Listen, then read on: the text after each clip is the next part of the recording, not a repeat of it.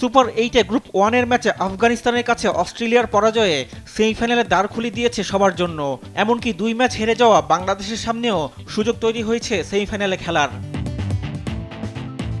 Super 8-এর নিজেদের শেষ ম্যাচে যদি অস্ট্রেলিয়া ও আফগানিস্তান জেতে তাহলে 3 দলের পয়েন্ট সমান 4 করে হবে। ভারতের বিপক্ষে যদি অস্ট্রেলিয়া 1 রানে জেতে নেট রান রেটে অস্ট্রেলিয়াকে পেছনে ফেলে সেমিফাইনালে উঠতে বাংলাদেশের বিপক্ষে আফগানিস্তানকে জিততে হবে 36 রানে।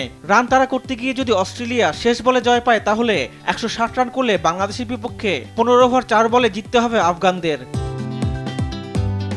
শক্ত অবস্থানে থাকা ভারতকে ছিটকে সেমিফাইনালে উঠতে হলে অস্ট্রেলিয়া ও আফগানিস্তানকে তাদের শেষ ম্যাচে জিততে হবে বড় ব্যবধানে। ভারতের নেট রান রেট ছাড়িয়ে যেতে তাদের বিপক্ষে অস্ট্রেলিয়াকে জিততে হবে 41 রানে, আর আফগানিস্তানের তখন সেমিফাইনালে যেতে হলে বাংলাদেশের বিপক্ষে জিততে হবে কমপক্ষে 83 রানে।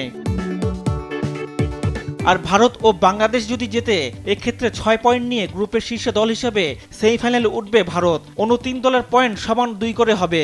তখন নেট রান রেটের ভিত্তিতে দ্বিতীয় দল হিসেবে সেমিফাইনালে উঠবে অস্ট্রেলিয়া, বাংলাদেশ ও আফগানিস্তানের যে কোনো একটি দল। এদের মধ্যে অস্ট্রেলিয়ার অবস্থান সবচেয়ে ভালো। আফগানিস্তান 1 রানে হারলে বাদ পড়ার জন্য অস্ট্রেলিয়াকে হারতে হবে 31 রানে। এক্ষেত্রে বাংলাদেশকে সেমিফাইনালে যেতে হলে নিজেদের আফগানিস্তানের বিপক্ষে জিততে হবে 31 রানে। পাশাপাশি ভারতের কাছে অস্ট্রেলিয়াকে হারতে হবে 55 রানে।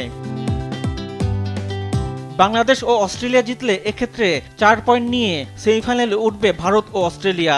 বাংলাদেশ ও আফগানিস্তানের পয়েন্ট হবে 2 করে এবং 2 দলে ছিটকে যাবে সুপার 8 থেকে।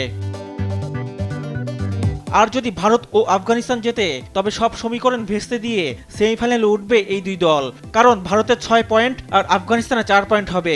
অস্ট্রেলিয়া 2 পয়েন্ট নিয়ে গ্রুপের 3 নম্বরে থাকবে, বাংলাদেশ বিদায় নেবে কোনো পয়েন্ট না পেয়ে। রিফাত আঞ্জুম, দেশ টিভি, স্পোর্টস ডেস্ক।